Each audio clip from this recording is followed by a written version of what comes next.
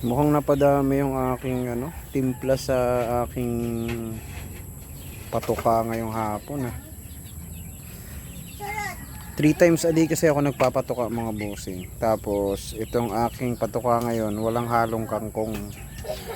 Bali Integra 2000 na merong tahop.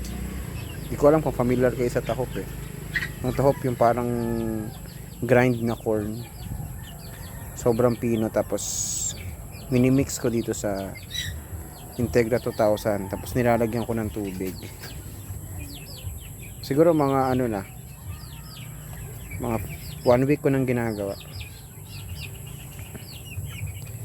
Pero ngayon lang ako na napadami ng timpla.